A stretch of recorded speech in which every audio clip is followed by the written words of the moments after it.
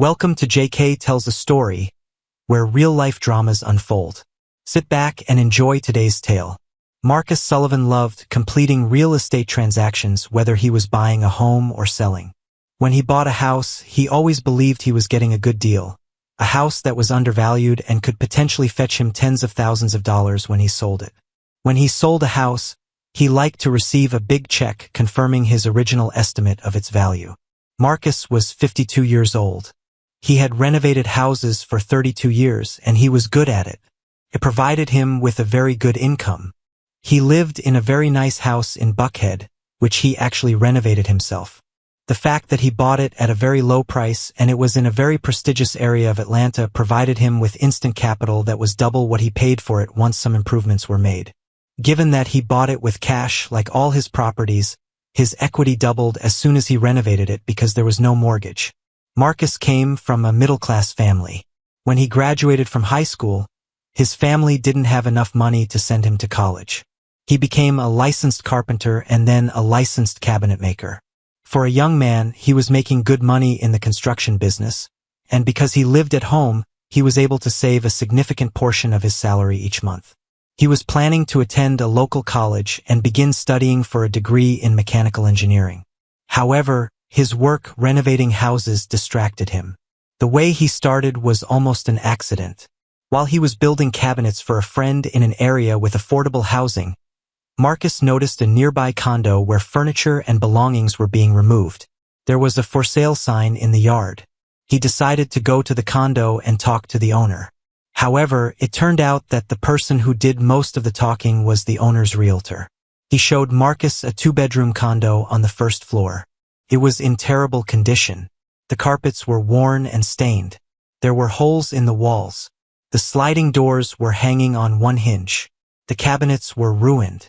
The windows were painted over and wouldn't open, and the appliances didn't work properly. The realtor said the tenants had badly damaged the place, and the out-of-town owner wanted to get rid of it as quickly as possible. Marcus asked how much. The realtor said, $150,000, and he added, based on comparative data, similar condos in good condition in this area sell for $225,000. Based on his knowledge of construction costs, Marcus estimated that he could renovate the place better than new for about $25,000 to $30,000. However, Marcus did not have $150,000. He only had enough for a 20% down payment. The realtor suggested a bank he was familiar with that specialized in rehabilitation loans that include the necessary funds to renovate a property. The realtor said he would help Marcus with the loan process. Luckily, Marcus had good credit and a history of on-time payments. However, he had to provide a seemingly endless list of his finances, his estimates as a contractor of the cost of improvements, and realtor comparative data on similar condos in the area. The loan approval took several weeks, after which he became the owner of the property. Since Marcus had a day job, he could only work on the condo in his spare time, and renovations were slow. So he hired some unemployed workers for the day to do some of the work. This turned out to be a big mistake. Not only was their work rushed, but Marcus had to correct some of their shoddy work. All of this took up time while Marcus paid his mortgage, homeowner's insurance, utilities, taxes, and condo fees. Marcus's solution was to take 2 weeks off and work on the condo 12 hours a day, including weekends. It was hard, and he made mistakes about what he needed to do and in what order. He also discovered that the entire air conditioning system would have to be replaced, which meant several thousand in unplanned expenses. Using his realtor, Marcus put the condo on the market before it was completely ready. Surprisingly, the buyer was a neighbor who wanted to buy a place for his mother. Marcus told the potential buyer to bring his mother to the condo, and she could choose the colors and carpeting.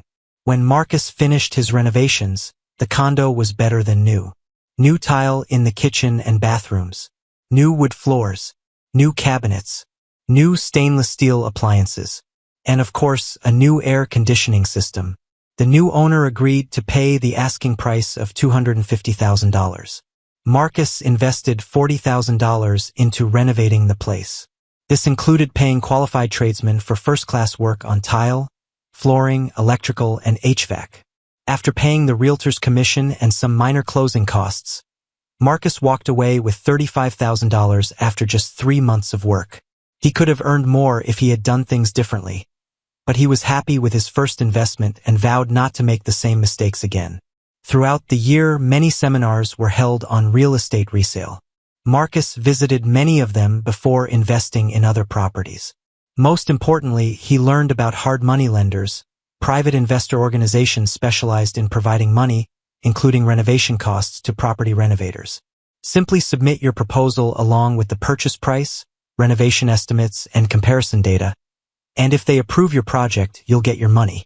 The disadvantage is that they charge a very high interest rate, up to 15%. They may also charge points.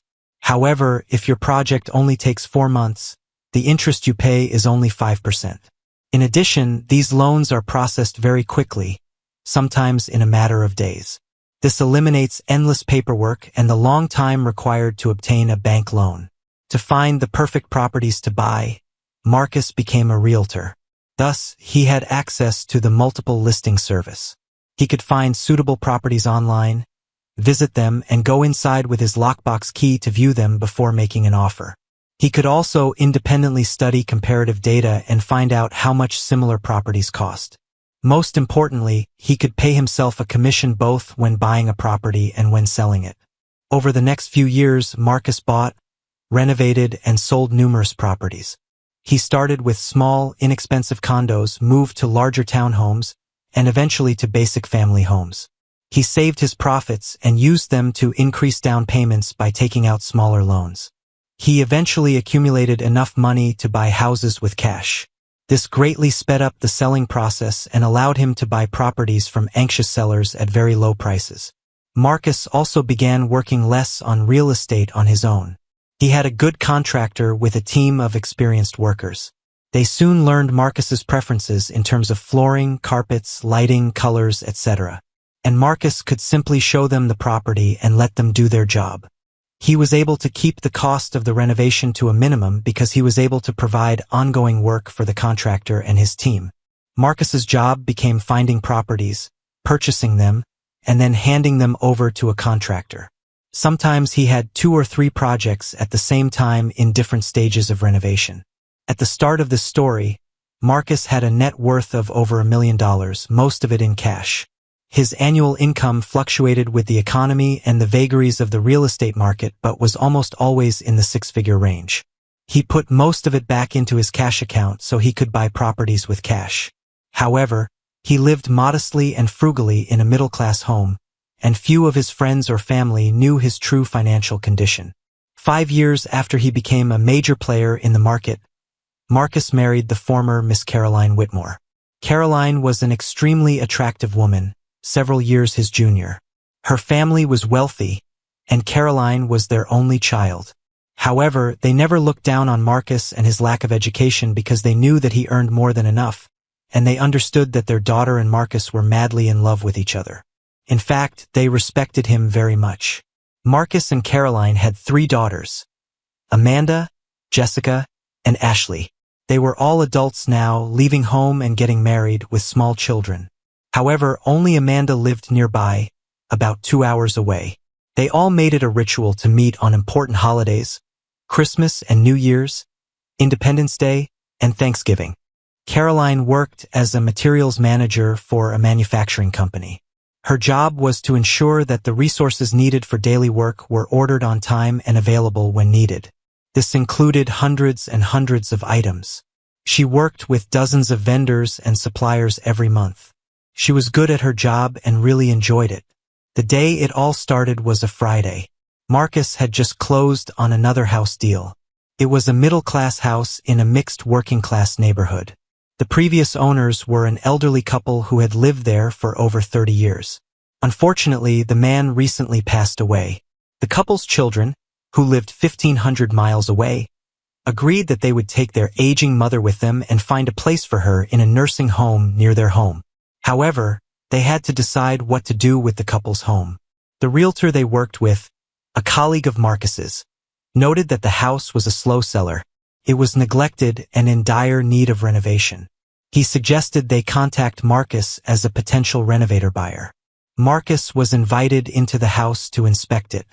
He had an experienced eye for the major elements of a home that needed renovation. The foundation, roof, electrical system, and HVAC system all needed restoration. He also examined the outside. He found cracks in the backyard walls, holes in the driveway, and weeds where the lawn should have been instead of grass. Finally, he noticed that all the old furniture was still in the house. The kitchen was filled with pots and pans, cooking utensils, and dishes. Plus, the two-car garage was filled with patio furniture, tools, folding tables, and plenty of kitchen and serving equipment. "It looks like the old couple once ran a catering business," Marcus observed. The old couple's children knew that comparable houses were valued at $355,000. Marcus indicated that he would have to invest at least $50,000 and 3 months of his time to renovate the house. He went on to explain that if he were to buy it, he would need to make a profit of $50,000 to make the purchase worth his time. Therefore, the best he could offer them was $250,000.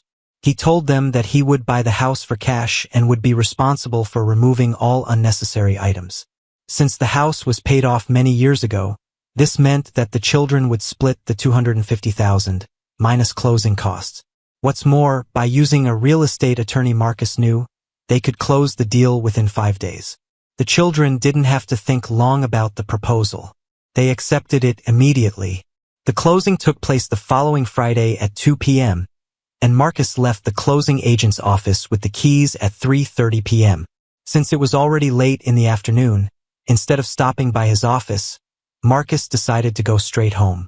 He thought he might take Caroline out to celebrate another successful purchase, as he did when he bought or sold any of his properties. Caroline's car was in the garage when he arrived home, which was a surprise because she wasn't usually home at that time. She didn't greet him when he came through the door. Marcus, as he often did when he got home, poured himself 2 neat shots of Captain Morgan rum to ease the stress of the day. As he did this, he heard the shower running in the upstairs bathroom.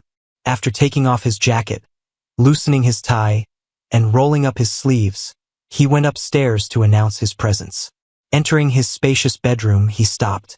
On the bed were 2 cocktail dresses, one black and one red. Also on the bed were 2 sets of bras and panties matching the colors of the dresses. On the floor underneath the dresses were matching high heels. Black fishnet thigh-high stockings hung on the chair at Caroline's dressing table. Looking around, Marcus noticed that on Caroline's dressing table lay a bright red lipstick along with a bottle of her most expensive perfume, an anniversary gift from Marcus several years ago. "What the hell is going on?" Marcus said to himself. He decided to sit and wait in the bedroom until his wife came out of the bathroom. When Caroline came out of the bathroom, she was wrapped in a towel, and her hair was also wrapped. She didn't see Marcus sitting motionless on the side. She sat down on a chair at her dressing table and began powdering her arms, shoulders, and legs. When Caroline took the towel off her head and shook out her locks, Marcus saw that she had been at the hair salon and had her hair styled into voluminous curls. He also noticed that her nails were painted bright red. "What's happening?" Marcus asked in a relatively normal voice. Caroline jumped and let out a small scream. "Marcus, you scared me. I didn't know you were home." "I closed the deal early in the day," Marcus replied, "and decided to go home instead of going back to the office and doing nothing. I was thinking that I might take my wife out to dinner to celebrate the closing. It's been a few weeks since I've done that. However, I got the impression that you already have plans. So I ask again, what's going on?" "Yes, darling," she replied. "I do have plans for this evening. I'm going out to dinner with a friend." Marcus's internal state began to swirl, but he maintained his calm demeanor. "I'm guessing, based on the clothes you laid out, that you're not planning on going out with a girlfriend but rather a man. Moreover, since I see you've got your dancing shoes out, you intend to go dancing, right?" "Yes, darling," Caroline replied. "We thought we could go dancing to spice up the evening. Can I ask who this friend you're going on a date with is?" "Oh, it's just a friend of mine from work. His name is Richard Sterling." "Not from work, actually. He's a sales representative for the company we buy all our paper supplies from. He comes into town once a month, stays overnight, and then returns to Charlotte. He always makes time to talk to me. and the last couple of times he came, we went out to lunch together. He's a very nice man, very polite and attentive." And Caroline quickly added, "It's not really a real date. It's basically just dinner and talking with a friend." Marcus realized that Caroline would be evasive about the date, so he decided to sidestep the topic and find out her intentions. "What dress are you going to wear?" Marcus asked. "I just can't decide. Maybe you can tell me what I'd look best in." "Well," Marcus began, "red will definitely catch the attention of any man. It may be too flashy for a first date, although it goes well with your lipstick and nails. But no man can resist the appeal of a black cocktail dress," he continued. "I feel like you haven't dressed this smart for me in a long time, even on our dates. What's so special about this occasion?" Caroline blushed and did not answer his question. Marcus thought for a minute. It had really been a long time since Caroline had dressed so seductively for a date. Then he reproached himself. It had been a long time since he had suggested that they go out on the town together for a really chic evening that would include dancing. He fell into a routine of taking his wife out to dinner when he bought or sold a house, but it was usually at a nice local place like Houston's or the Cheesecake Factory or TGI Fridays. And it had been an eternity since he last asked her to dance. Marcus finished his rum but felt he needed another. He apologized, saying he would be back in a minute. Downstairs, he poured himself another glass and thought about what was happening. His wife was apparently going on a date tonight, a hot date. She tried to minimize the impact of her actions on Marcus by minimizing their significance and making him believe it was just a dinner at some local restaurant with a random friend. Clearly, from the way she prepared for her date, there was much more to it than just that. Marcus didn't know why she thought she could sell it to him so easily, but she tried. When he returned to their bedroom, Caroline had already put on her bra and panties and was now pulling thigh-high stockings over her long, curved legs. "These are new, aren't they?" Marcus asked. "I bought these today. I thought they would look great with a thigh-high slit cocktail dress." "It's been so long since you dressed like this for me," Marcus said. "Why such a special, seductive ensemble for a random friend?" Marcus asked casually. "I just wanted to look good," was Caroline's only response, trying to make it sound unremarkable but not very convincingly. "You know," Marcus said, "your breasts are more than enough to fill a black dress without a bra. If you want to look particularly alluring, you'll just have to be careful when you bend over so you don't fall out of the dress." "I didn't even think about it," Caroline replied. "I was afraid my bra would be too visible in any of these dresses. I'll do it and be careful like you said." Marcus realized that Caroline now felt that he was okay with her plans for the evening. This made her include him even more in preparation for her night out. Apparently, she even thought that Marcus might be getting his own pleasure from the prospect of his wife being with a stranger. She was very wrong. "I was going to wear a diamond necklace with matching earrings. What do you think?" "I think you should stick with the theme of black to match your dress," Marcus said enthusiastically. "I suggest your black sapphire pendant. It will hang just between your breasts like a hypnotic amulet. And you must wear matching black sapphire earrings." "You're right, darling. These would be the perfect accessories to go with the dress." "And so tempting," Caroline said as she approved of his choice. All the while, Marcus kept a calm and collected expression on his face. Inside, however, his guts were knotted and burning with anger bordering on rage. By the time Caroline had put on her cocktail dress and smoothed out the pleats around her waist and hips, she walked over to Marcus, turned her back to him, and asked him to button her dress, which he did. She stepped forward to show her leg up to the top of her stockings and admire herself. She then took her purse and packed a bag of dancing shoes. She was almost ready to leave, but she paused for a moment and turned to Marcus. "While I'm putting on my coat, could you bring me half a glass of your spiced rum? I'm feeling a little restless, and this will help calm me down." This request was unusual. In the way events unfolded, it would have been more natural for her to go downstairs and have a farewell drink with her husband. Always intuitive, Marcus sensed that she wanted to leave him in the room for a few minutes. "Of course, you're nervous. This will be an eventful evening for you. I hope you take advantage of this night's opportunities." Having said this, Marcus left the bedroom, leaving the door ajar. He stopped before going down the stairs and looked back into the bedroom between the wall and the door hinge. He saw his wife quickly walk over to his side of the bed and take something from the nightstand drawer, placing it in her purse. He didn't see what it was, but he knew what it was. Then he went downstairs, walked to the bar, and poured Caroline a glass of rum and a third double glass for himself. When he returned to the bedroom, Caroline was sitting in a chair by her dressing table. "Thank you, darling," she said. "This is exactly what I needed." "I've never seen you so beautiful," Marcus remarked. "Thank you, darling," Caroline replied. "I'm so glad you understand what this means to me. You're so tolerant of me, and I promise to make it up to you. Maybe I could get dressed again soon, and you could put on your tuxedo and we could go to dinner and the theater. And then we could come home and you could make passionate love to me." "We'll see how it goes," Marcus replied indifferently. Caroline stood up and announced, "I have to go. I don't want to be late." Marcus walked her down to the front door. "Before you go, darling, I want to take some photos of you." "Oh, I'd love that. After all, I don't dress up that often." Marcus asked Caroline to stand next to the potted plants by the glass front door, which provided a suitable backdrop for photos. Marcus said, "Turn sideways toward me, and then turn your upper body toward the camera, like models do." Caroline complied with his request, and Marcus took some photos of his beautiful wife. "Now," he said, "turn to me. Lean forward, being careful not to fall out of the dress, and lift the hem so that I can easily see a lot of leg and the top of the stocking." Almost drunk with self-satisfaction, Caroline again complied with his request, and Marcus took half a dozen more photos. Caroline looked at her watch and said, "I really have to go." She added, "I don't know when I'll be back, so please don't wait for me." Marcus answered prophetically, "Don't worry, I won't wait for you." "Finally," Caroline said, "kiss me and wish me a nice evening."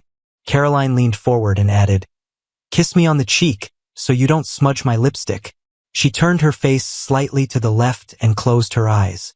Marcus struck his wife across her right cheek with considerable force. He knew it hurt because his arm was stinging from the blow. Caroline stumbled back and rested her back against the front door, completely shocked. Her expression was full of surprise and disbelief. She kept her hand on her painful cheek. The pain was significant. "Marcus, what? I don't understand. Why?" Marcus approached his wife and said, "On what planet did you ever think that I would approve of my wife going on a date with another man dressed like this?" Caroline tried to answer, "But I thought you were okay with it. You didn't seem to mind. You even helped me." Marcus struck her left cheek with equal force. Caroline was now scared. Her facial expression showed it. She didn't know how many more blows she was about to receive. He moved even closer to her face. "In what alternate dimension did you assume that I would tolerate this level of disrespect, arrogance, and contempt from an unfaithful wife? Did you really think that I would allow myself to be made a fool of by a wife who dresses like she's ready to spend all night with her lover?" Caroline already had tears in her eyes by this time. "But it was only supposed to be dinner," she cried. "This is complete nonsense," Marcus snapped. He grabbed her purse and was about to open it when Caroline screamed, "Don't! Please don't!" Marcus opened her purse and pulled out a strip of gold-wrapped condoms, holding them in front of her face. "You took them from my nightstand when you sent me downstairs for your rum, didn't you?" Caroline tried to justify herself.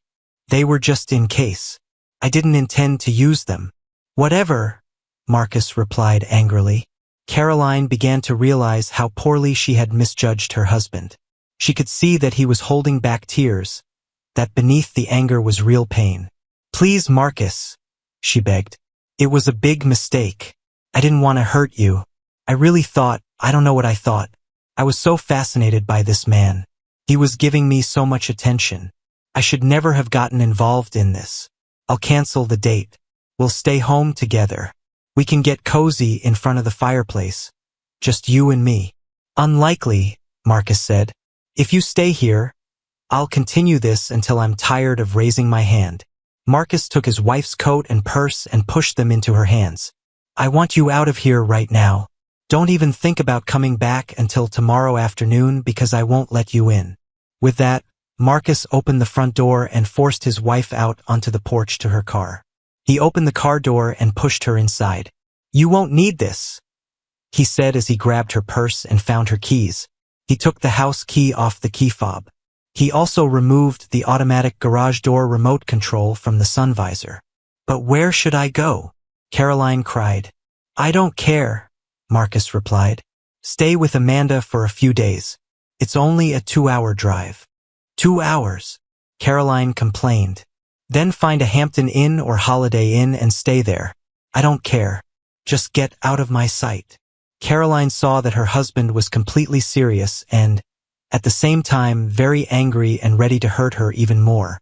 She started the car, pulled out into the street, and sped off. Marcus watched her drive away until she was out of sight. He returned to the house. When he entered, he saw a bag of dancing shoes on the floor. He thought to himself, "She probably won't need them tonight." Marcus suddenly felt tired. He walked over to his bar and poured himself another 4th double glass of spiced rum and collapsed into his leather chair. He suddenly felt a great loss and began to cry. He felt other emotions: anger, humiliation, and pain. As the thoughts in his head became more organized, he realized that he had to do something. He needed to find a way to show his extreme displeasure with his wife's actions that was so clear that it couldn't be misunderstood. He needed to do something to show that he was not going to forgive an offense of this magnitude. His first thought was to kick her out of the house.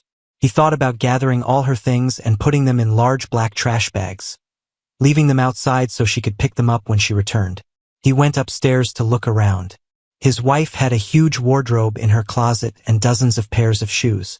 She also had clothes in almost every closet in the house. She had 12 dresser drawers full of blouses, sweaters, underwear, etc.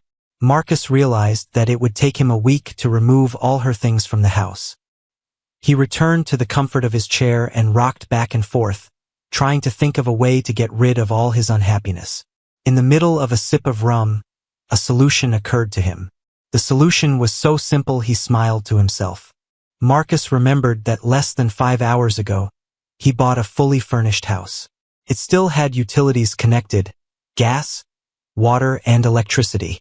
Wi-Fi was also active. He was ready to move in, and he had the keys in his briefcase. He would need to take with him only a minimal amount of clothing and accessories.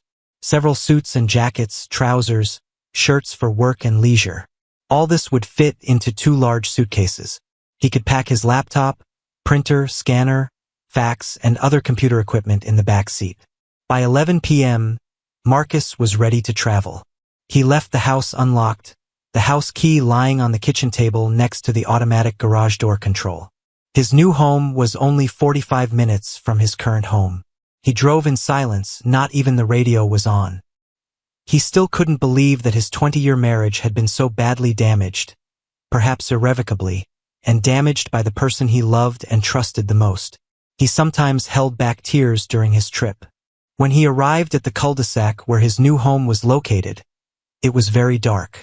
There were no street lights. He drove slowly to his new place and pulled into the driveway. He parked in the carport, which was located next to the side entrance to the house. The double-detached garage was another 50 feet up the driveway. The porch light was on. He left it on when he finished his last inspection earlier that day. Marcus used his keys to enter the house through the side door on the back porch and began to turn on the lights. Although the house was neatly cleaned, it was still in a state of disrepair. Marcus walked from the back porch into the kitchen.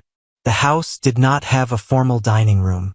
Instead, there was a very large kitchen area that served as a dining area, with a 5-foot diameter round wooden table in the center and 6 matching chairs.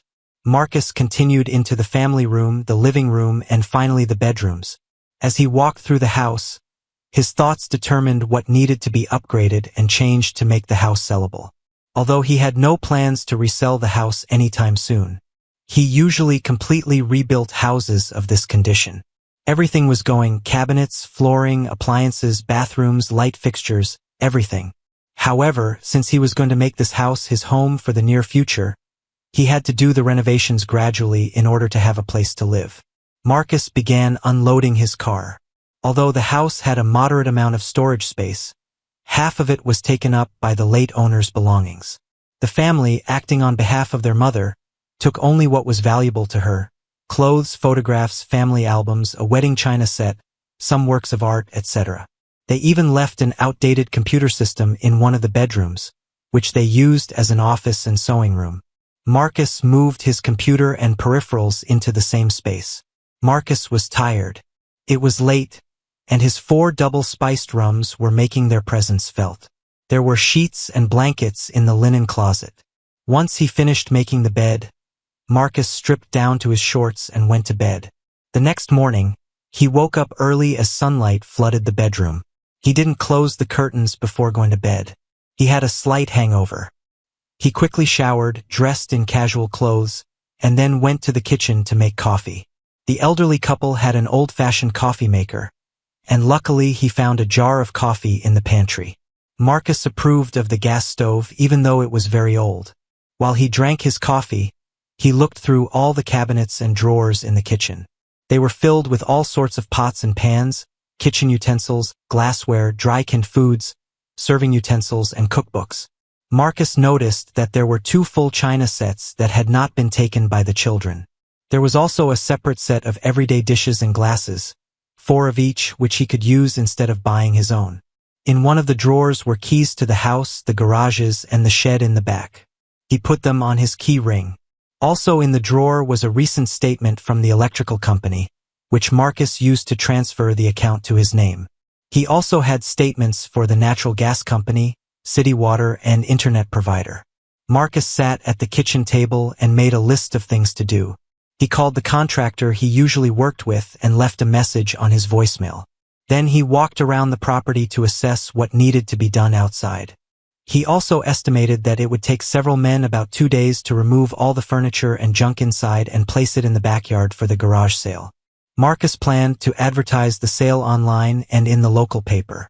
He thought he could get rid of most of the items for a small profit.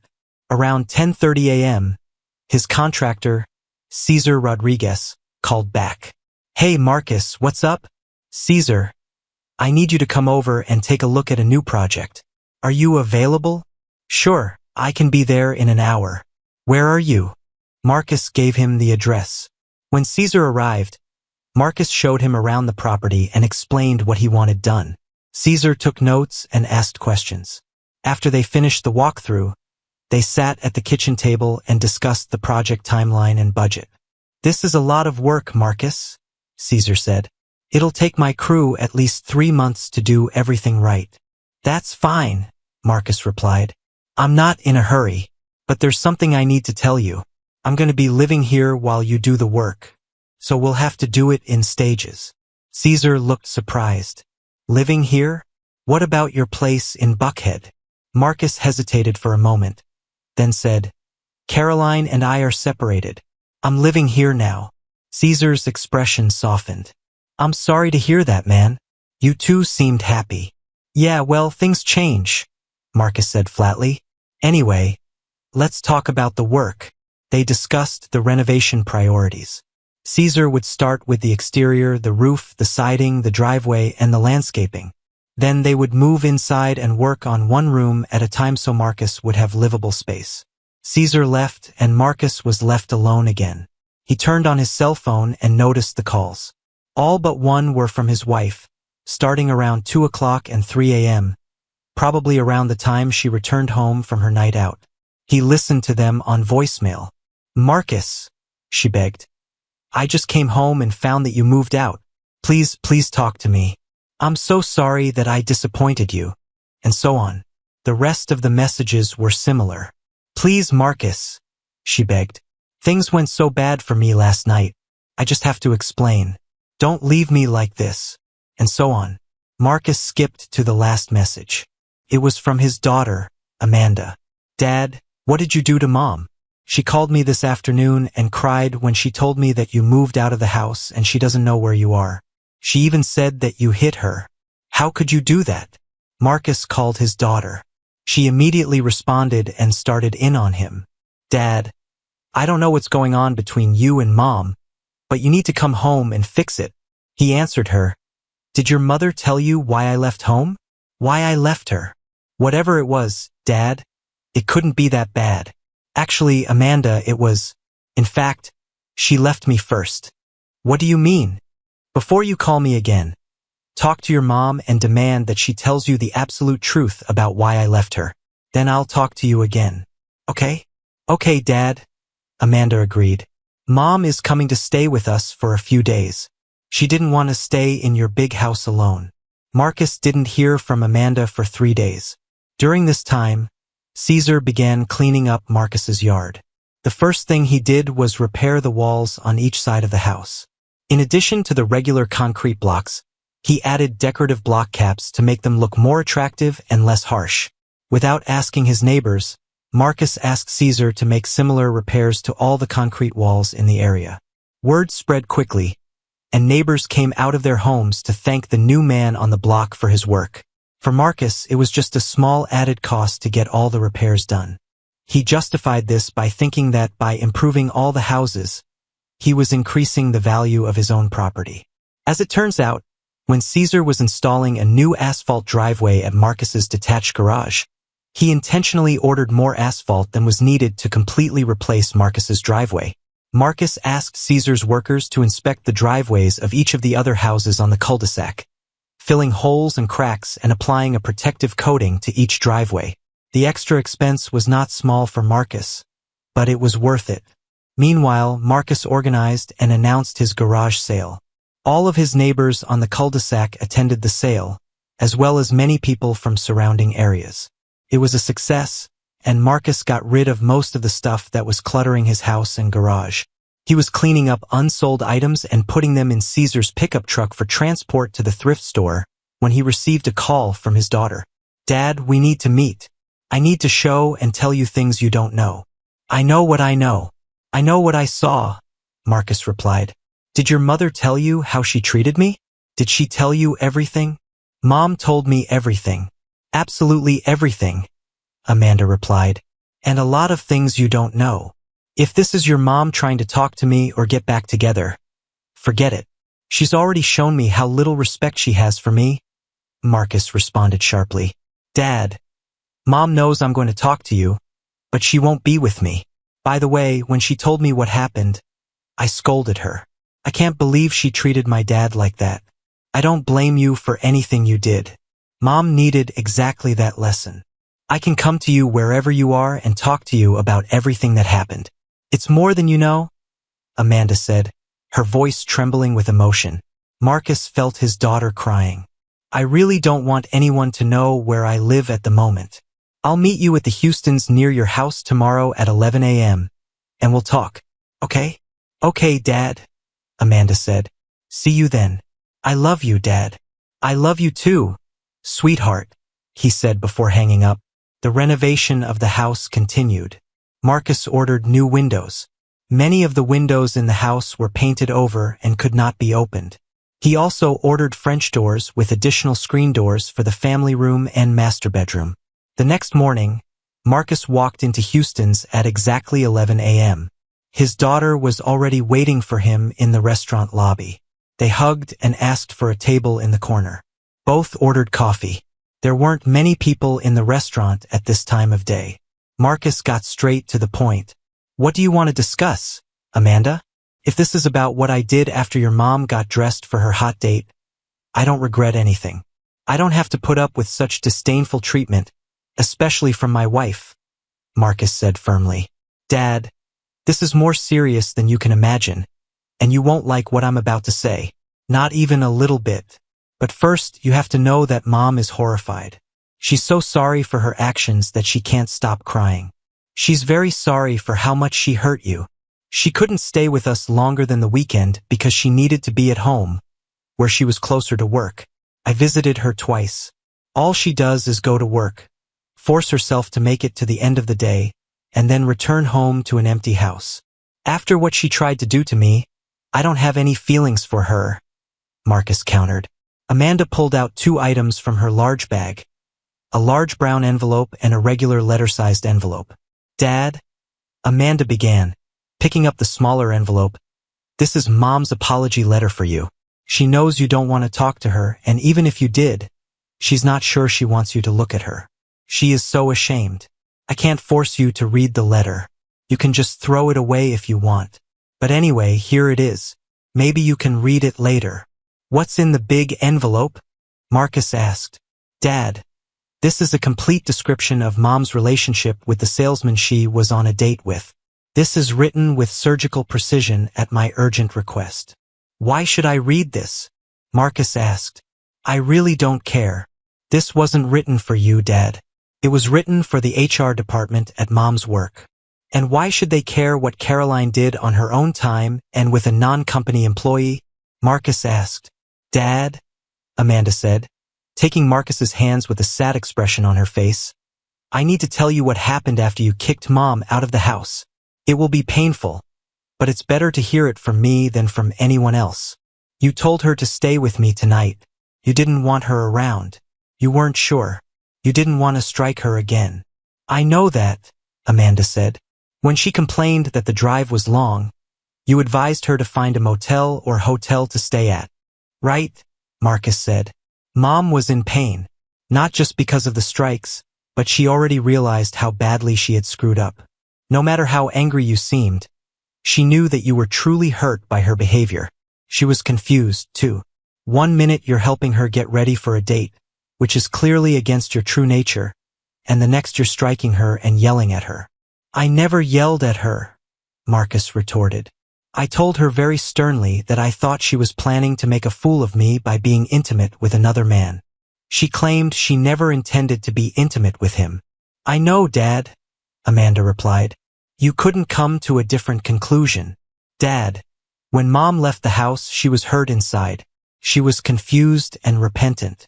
In her extremely emotional state, somehow she came to the conclusion that she should meet Richard Sterling, as she had planned, to tell him that everything between them was over and to never contact her again.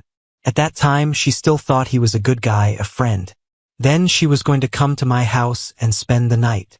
When she arrived at the hotel, she immediately went to the women's room. Her makeup was a mess, and her cheeks were still red and slightly puffy. When she was ready, she entered the restaurant and found her date, Richard, who already had a table for them. Mom didn't greet him with a peck on the cheek or a hug. He immediately realized that something was wrong. Mom got straight to the point, but before she could say it all, she started crying. Her date did everything he could to comfort her. He hugged her and told her everything would be okay. He ordered a glass of wine to help her calm down. When the wine arrived, she drank the entire glass in one go on an empty stomach. Richard told her not to worry about their relationship and that he understood. However, he suggested that perhaps she was overreacting. After all, they were just about to have dinner. Then he ordered a bottle of wine for the table. He continued to criticize you, Dad, saying that your reaction was too over the top. No real man would ever hit a woman. The wine began to soften my mother, and she began to relax a little. She continued to drink the wine that Richard gave her. Soon my mother felt the full effect of alcohol. She told Richard that she had to leave and make the 2-hour drive to my house. He told her he didn't think she was fit to drive, and she probably wasn't. Mom told Richard that if she couldn't drive, she would get a hotel room and spend the night, and then drive to my house the next morning. Richard said he would check availability at the front desk. When he returned, he told her that the hotel was booked because of a convention in town. In addition, he invited her to rest for a few hours in his room. It was still early evening, and she could sleep for a few hours before she left. Apparently, Mom was very impaired and needed help just getting to the elevator. Once in Richard's room, he went from helping her to kissing her neck. My mother pushed him away and angrily told him that their relationship was over. All she wanted to do was lie down for a few hours. She said she felt dizzy and practically collapsed on the bed. Her date was kind enough to lift her feet onto the bed and take off her shoes. She seems to remember Richard massaging her legs, but she soon fell asleep. Marcus sat in silence, fascinated by the story unfolding before him. Amanda continued, "The next thing Mom remembers, it was over in just a few seconds. Mom told me she thought it was you. She didn't realize at that moment that she wasn't at home in your bed. Marcus slammed his hand on the table. So she slept with him anyway, he exclaimed. Dad? Amanda stopped him. Mom didn't consent to it. This guy, Marcus remembered that evening. Let's see. She dresses provocatively for a hot date, meets him at his hotel restaurant, they have a drink together, she goes up to his room of her own accord, and now claims no consent. Is this true? Yes, Dad, Amanda said. But that's not all. Early in the morning, when it was just beginning to get light outside, my mother woke up and realized that she was in bed with a man hugging her.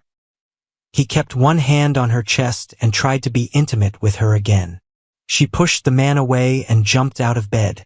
Now sober, with only a headache, Mom realized what had happened. Richard got her drunk and then took advantage of her while she slept and tried to do it again. She screamed at him and screamed that she never wanted him to be intimate with her. Richard laughed and told her that he didn't feel that way last night.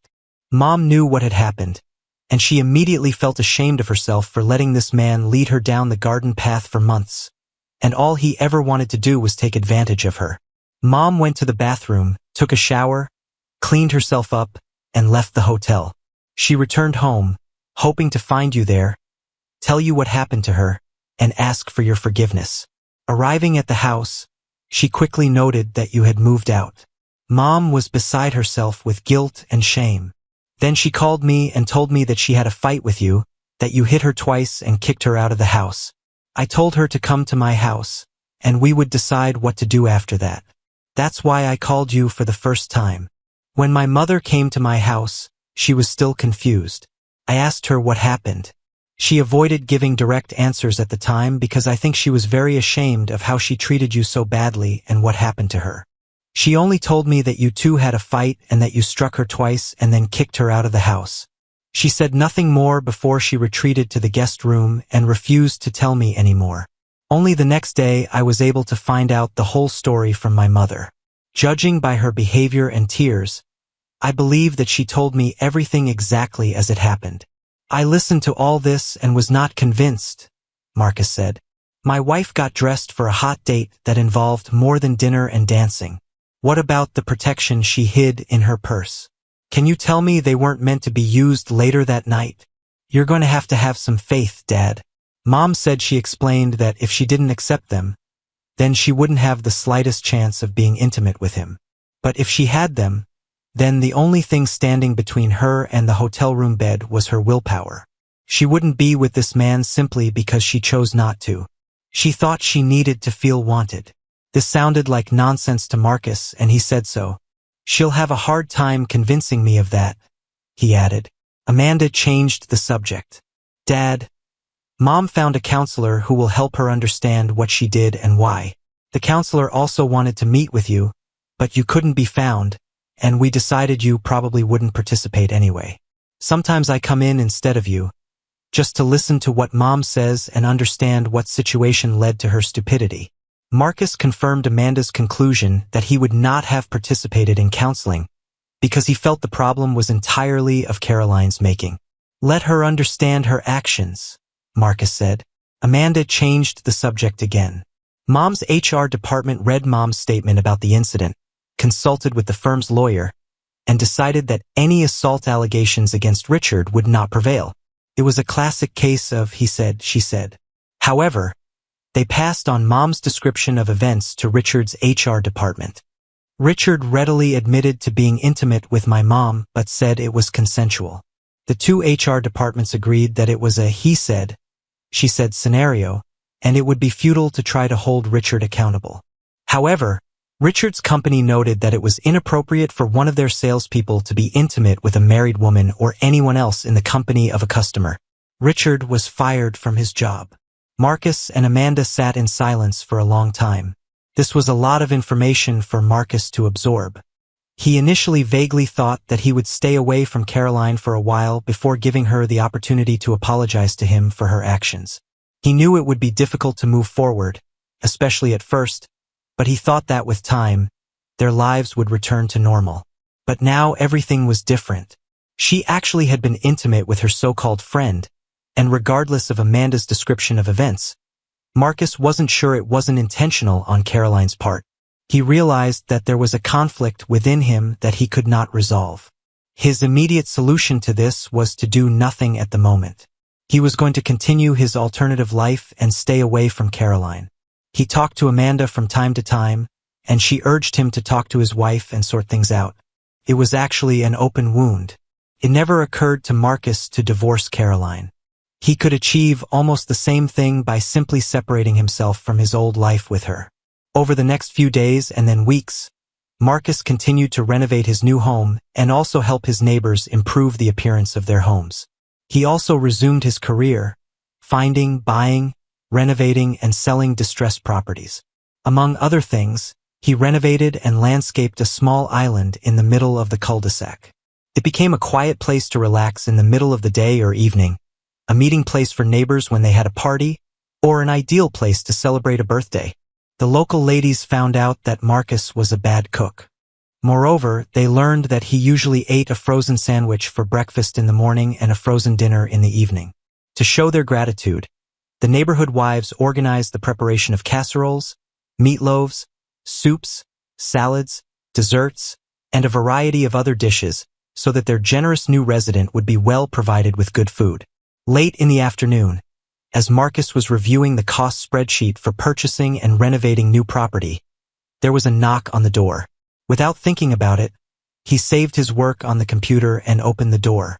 It was not one of his neighbors as he thought. It was Caroline. "Caroline," Marcus said, "I didn't expect to see you here. How did you find me?" Caroline didn't answer his question.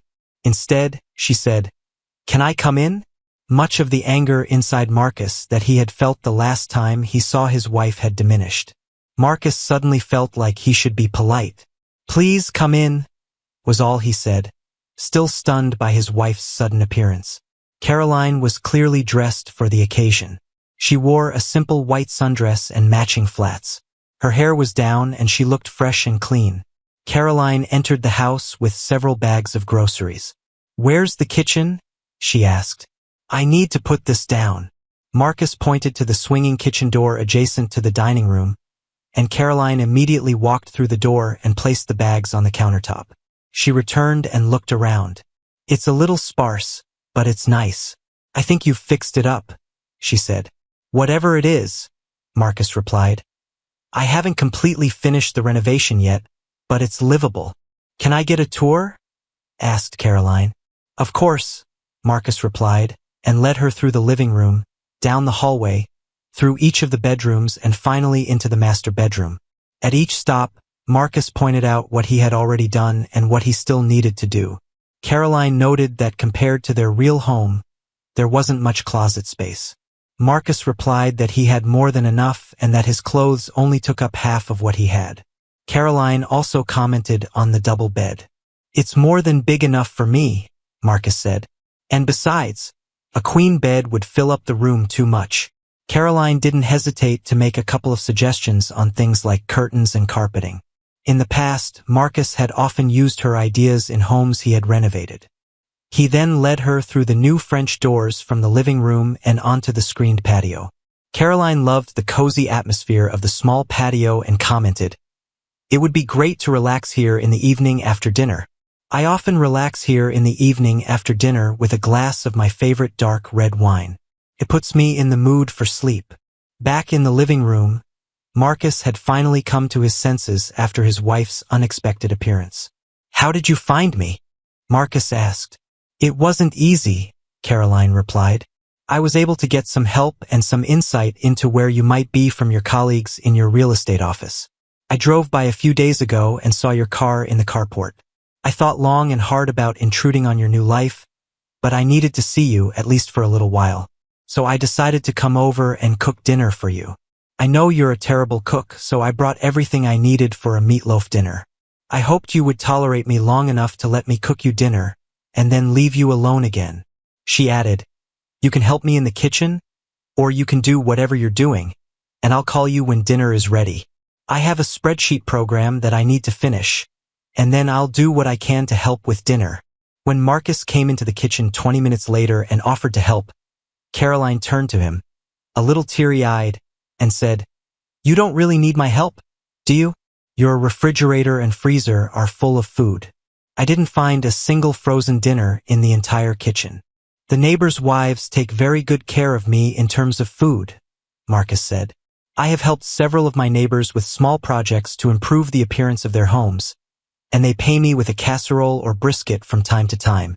However, I would absolutely love one of your meatloaf dinners, and I more than appreciate the fact that you came here to make this for me." "That's a weak excuse to see you again," Caroline replied. "I missed you so much. If you have read my letter to you, you know how sorry I am for treating you so badly. However, I wanted to tell you personally that I'm so remorseful for my actions.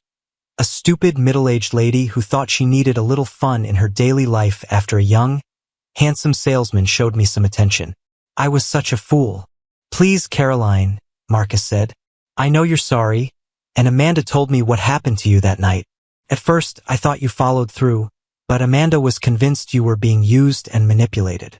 I don't think she would mislead me just to make you seem less guilty.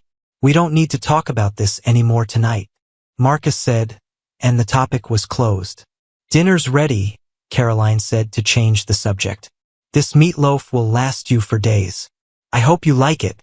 With that, Caroline picked up her purse and headed for the door. "Wait," Marcus exclaimed. "Won't you stay for dinner? I set up seating for 2 people at the table." "No, love," Caroline replied. "I desperately wanted to see you again, but I don't want to interfere with your new life. If you don't mind, I'd like to come back next Friday and cook dinner for you again." "That would be great," Marcus replied. "But next time, I'd like you to stay so we can have dinner together and enjoy a glass of wine on the patio." "I'd like that, Marcus, but I'll have to see how guilty I still feel." With that, Caroline walked out the door and soon drove away from Marcus's house. While Marcus was adjusting to living alone, he was also adjusting to not feeling lonely. Now, after the sudden departure of his wife, he felt lonely. Marcus's feelings for his wife were mixed. He was still hurt and a little angry that Caroline would even think about going on a date with someone other than himself. On the other hand, he missed being with his old wife. He felt like Caroline was trying to be that old wife again. The following Friday evening, Caroline showed up at the door again. This time, she had steaks that she wanted him to grill while she prepared the salad, potatoes, and vegetables. This time, Marcus was ready for her with a bottle of wine, which they both started drinking while they prepared dinner. They ate on the covered screen terrace at an outdoor table large enough for 2 people. The conversation was mostly light. Caroline asked Marcus about his job and the condition of the houses he worked on, and Marcus asked about Caroline's daily activities. Caroline admitted that she had a lot of time to herself these days. After she got home from work, she started reading a lot and even joined a book club. Marcus asked about the job and immediately regretted doing it. Caroline admitted that she still felt awkward being seen in the office. No one had ever told her anything about the incident with the sales representative, but everyone knew the story. After a pleasant evening, Caroline again brushed it off, saying she still didn't want to interfere with Marcus's new lifestyle. She added that she was looking forward to seeing him once a week and cooking dinner for him. Marcus agreed that this was a new routine that he would like to continue as well.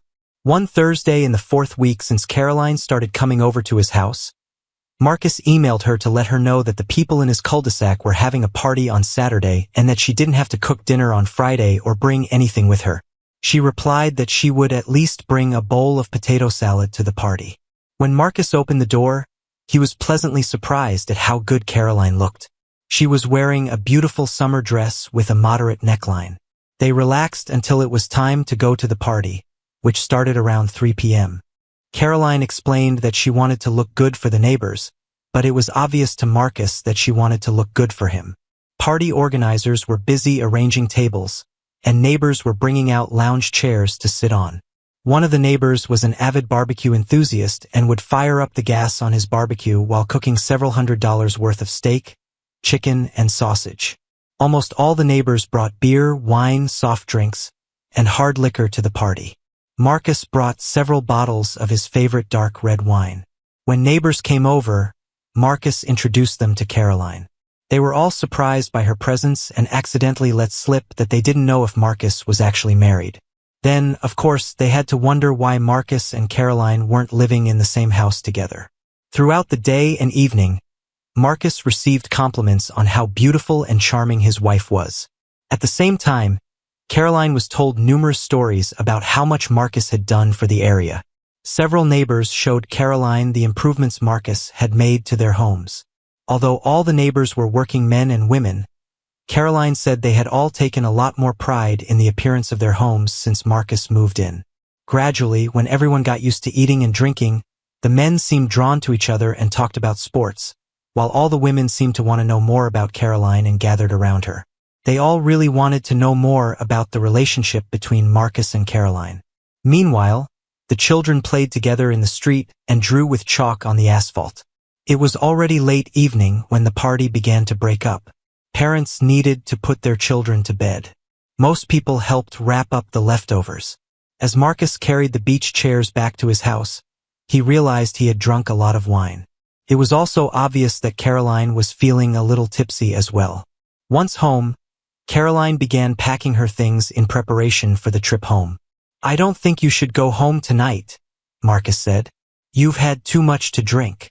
"What should I do?" Caroline replied, feeling like she shouldn't stay because she didn't want to push Marcus into an emotional corner. "You can stay in the extra bedroom," he said. "I have a t-shirt you can sleep in." "Thanks, Marcus," Caroline said, "but I don't want to cause you any trouble." Marcus disappeared into his bedroom and returned with a white t-shirt. Caroline took it, went into the bedroom, and closed the door. Marcus was turning off the lights and lowering the temperature when he heard Caroline calling his name.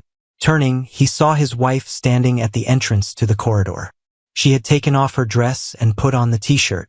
Marcus had always favored tight t-shirts, and Caroline's t-shirt hugged her curves very nicely. Her breasts were clearly defined, as was her narrow waist, which had the t-shirt tucked around it. "Marcus, please.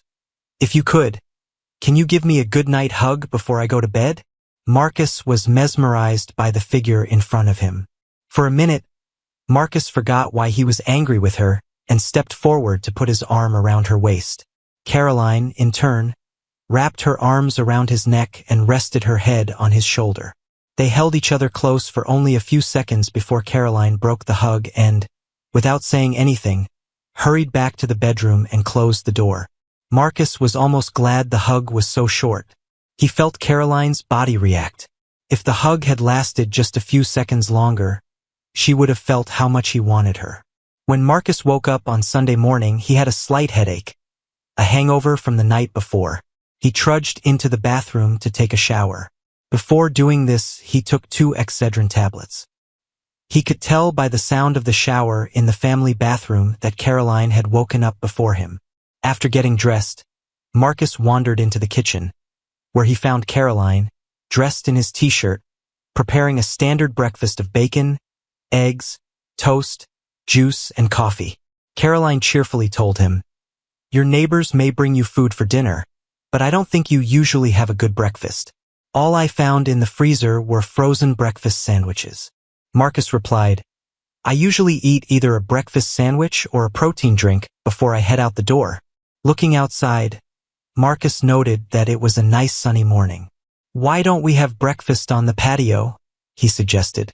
"I'll set the table." After Caroline brought the food to the table, Marcus held her chair until she sat down. "It's a beautiful morning, Marcus. Thank you for last night, and thank you for this morning. This is the greatest happiness I have felt in a long time." "I feel the same way," Marcus replied. Caroline took the opportunity to gauge how Marcus felt about their relationship, but she didn't want to push things too hard or too fast. "Do you have any ideas about when you might want to come home?" she asked, trying to make it a normal question. After thinking about it for a few minutes, Marcus replied, "I don't know if I want to go home again." Caroline took this to mean he didn't want to be with her again, and she was sad but tried not to show it. "Well, if so, then I'll wait until you do. I'd like to continue coming here on Fridays and cooking you dinner. You don't mind?" "Yes, I would like that. I always thought you were the best chef in the world," Marcus said. Caroline was hurt that Marcus only wanted her for the cooking, but she had a feeling he wanted something more from her. However, she wasn't about to rush him. Caroline returned the following Friday afternoon. She looked good, wearing a pink pleated skirt and a cashmere sweater. The skirt was short enough to show off her shapely legs, and the sweater was tight enough to show off her proud chest and breasts. "What are you going to cook this time?" Marcus asked. "I brought 2 marbled ribeye steaks with me that are looking forward to being grilled. If you cook, I'll make a salad with lettuce, tomato, avocado, and bacon," she said. "I also brought 2 bottles of dark red wine. I was hoping to get so drunk tonight that you'd ask me to stay again." Marcus was oblivious to how his relationship with Caroline was developing. He saw that they were renewing their marriage, but he also knew that he still had anger issues. Perhaps this night would be a good time to air them out, he thought. But he didn't know how to start the conversation, and he didn't want a harsh discussion of the past. "We'll see how the evening goes," Marcus replied without making any commitments. Turning on the gas barbecue and closing the lid to let it heat up, Marcus walked into the kitchen, where Caroline was busy preparing a salad. He opened one of the bottles of wine and poured 2 glasses. He left one with Caroline and took the other out to the patio, along with the bottle, which he placed on a small table. After a while, Caroline brought the salad. Marcus took this as his cue to start cooking the steaks and threw them on the hot grill. "It will take about 10 minutes, he said. Caroline handed Marcus a glass of wine and raised it as if about to make a toast. "What are we going to toast to?" Marcus asked, but immediately regretted what he said. "I don't know what you want to drink to, but my toast is to my fervent hope that you will eventually let me into your life," she said. This toast made Marcus a little embarrassed. "We'll talk later," he said, returning to tend to the sizzling steaks. Several awkward minutes passed until Marcus announced that the steaks were ready and placed each one on a plate, which he placed on the table. Both Marcus and Caroline ate a large portion of salad. Marcus was about to start eating when he stopped and looked at Caroline. "I'm sorry things turned out this way," was all he said. Marcus's statement was so abrupt that it caught Caroline off guard. For a moment it looked like she was about to cry. She reached across the table and took Marcus's hand. "Thank you," she said. "I was so afraid that you thought I willingly slept with someone and that you would never forgive me," Marcus continued. "Sometimes I thought if I hadn't kicked you out of the house, this would never have happened." Still clutching Marcus's hand, Caroline said, "None of this was your fault. It was all me. I was a stupid old woman who allowed herself to be charmed by a smooth-talking salesman. I will never forgive myself for hurting you the way I did, and I will spend the rest of my life trying to make up for it, if you let me." "Well, this goes a long way in that regard," Marcus said to lighten the mood. After dinner, when the dishes were washed and put away, Marcus asked Caroline if she wanted to watch a movie. When she said yes, he asked her if she had any romantic movies she would like to see. Caroline told him she wanted him to put on a movie that he wanted to see. "You know, I like action movies that are rated R for violence and language." "It's normal," she replied. "I want to see everything you want to see. I'll watch romantic movies with my daughters and girlfriends." Marcus looked at a few options on Netflix and chose something that he thought he would like and that met his criteria. "The film is starting," he announced. Caroline came out of the bathroom where she had freshened up. She was wearing his favorite rose-scented perfume. Without asking, she pressed herself so close to him that he had to put his hand on her shoulder. When he did, Caroline laid her head on his chest, and they continued watching the movie. It didn't escape Marcus's notice that Caroline's skirt was hiked up above mid-thigh and the top buttons of her sweater were undone, revealing a fair amount of cleavage. Marcus had always thought Caroline was attractive. However, it was the events that unfolded around her date that completely turned him away from her, no matter how physically beautiful she was. The movie was less than halfway through before Marcus realized that Caroline was asleep and breathing easily. He continued to let her sleep until the movie ended and then gently woke her up. "Are you going to let me stay tonight, aren't you?" she asked, standing up. "Because," she continued, "I don't think I should be driving home this late. Besides," she added, "I brought my pajamas with me." "Yeah, you can stay," Marcus agreed. As Caroline disappeared into the guest bedroom, Marcus was turning off the TV and lights when Caroline reappeared wearing the most revealing black baby doll nightgown Marcus had ever seen. It stunned him for a moment. "How do you like my new pajamas?" Caroline asked, posing for Marcus and speaking in a seductive voice. "I like them," Marcus said, looking intently at his wife. "I forgot how alluring you can be when you want to impress me." Encouraged, Caroline walked up to Marcus and wrapped her arms around his neck, pressing her body against his. "I don't want either of us to sleep alone tonight," she whispered in his ear. Caroline could feel her husband reacting to her body. "I know you haven't fully forgiven me for what I did, but please don't let that stop you from enjoying this evening to the fullest. You can do whatever you want to me. Anything." Any resistance Marcus had to Caroline's charms melted away in an instant. Her lips were waiting for him as he kissed her with intensity. As they shared a long, heated kiss, Marcus pushed Caroline's hair back, causing her head to fall back as well. Marcus kissed his wife's throat and then her neck. Caroline sighed softly and said quietly, "Yes, yes, yes." Marcus picked his wife up, carried her into his bedroom, and laid her gently on the bed. Caroline held out her arms to Marcus as he joined her. "How could I have thought that being with that manipulative salesman could be better than this?" Caroline thought as she embraced her husband. Marcus didn't disappoint her. Over the past few months, he had accumulated a lot of energy, and Caroline looked more attractive than she had at any time in years. Marcus thought to himself, maybe a break from everyday life is the key to rekindling passion. That night, Marcus and Caroline reconnected before falling asleep in each other's arms. The next morning, over breakfast on the patio, Caroline asked in a pleading voice, "Marcus, I think you know how bad I feel about the way I treated you. You should also know that I will never do anything like that again. I know what will happen to me if I do, but we have been separated for almost 6 months. Don't you think it's time to return home and resume our life together as it was?" Marcus stopped eating and wiped his mouth with the napkin, thinking about his answer. "Caroline, I thought about it, but I changed my mind. First of all, that house is too big for me right now. When we had 3 growing children, it was perfect, but now it's just not necessary. Besides, I never really fit in with our neighbors. They are all college graduates and professional people, while I barely have a high school diploma. I never had much in common with them. But you make at least as much money as they do on the houses you renovate, and our house has been renovated much better than most in the area thanks to your contractor and landscaper friends. What I'm trying to say, Caroline, is that this is my home now. This is where I want to live. These are the kind of neighbors I want to have. When completely renovated, this home will be the perfect size and function for my needs.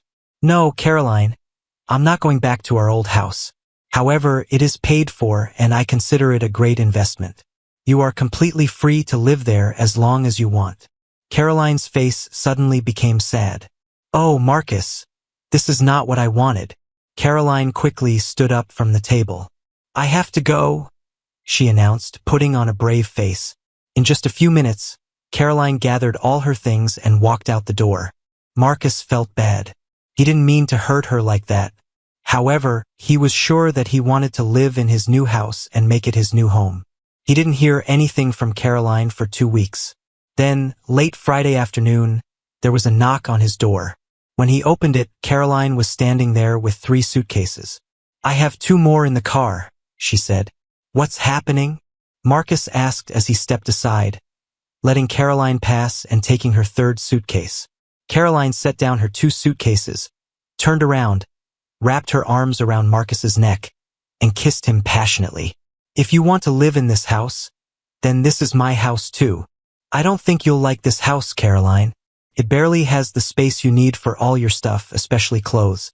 In the other house, you have clothes in every bedroom closet. Even in the guest room, there's only half a closet where guests can hang their clothes. I gave away almost all my clothes. Most of what I have left is in these suitcases and the trunk of the car," she said boldly. "You'll have to come up with a little more wardrobe space than what you have."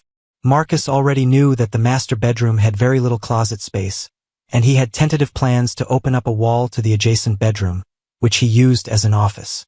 "What about work?" Marcus asked. This place is a 45-minute drive from your office, and morning and afternoon traffic jams are even longer. I don't have a job anymore, Caroline said. I submitted my resignation. It wasn't much fun to work all day and then come home to an empty house. I was still the talk of the office, and there were even some salespeople who indirectly attacked me based on the rumors that were going around. Besides, you always told me that you make enough money that I don't need to work, so now I'm not going to. Caroline, Marcus said critically, I know you don't want to sit in a small house all day. There will be no one to talk to, not even the neighbors. In most of these families, both husband and wife work, with the exception of wives who care for babies and small children. I thought I could do some charity work. Even though my bachelor's degree is outdated, I earned a degree in accounting and a minor in psychology. Additionally, I studied Spanish in both high school and college. I thought I could help in the area of broken families and battered women. And the first broken family I want to restore is ours. With that, Caroline hugged and kissed her husband again. Marcus already knew he was going to take her back. He just didn't know how to do it. Caroline took the lead. I hope you didn't give away all your cocktail dresses and dancing shoes, Marcus whispered in her ear. I have a couple left. Why do you ask? I just thought it would be nice if we went on a fancy date once a month. If not more, Marcus replied. I wouldn't mind sometimes dressing up in a dark suit and going out dancing with a beautiful woman who looks absolutely alluring in a cocktail dress. I might even want to splurge on a night in a fancy hotel room rather than drive home. Caroline was beaming with joy. I'd like to do that too, she said, and once again kissed her husband with passion. Welcome home, Caroline, Marcus said as he picked up his wife and carried her into the bedroom. Thank you for your viewing. See you next time. If you enjoyed this, subscribe to JK Tells a Story for more tales.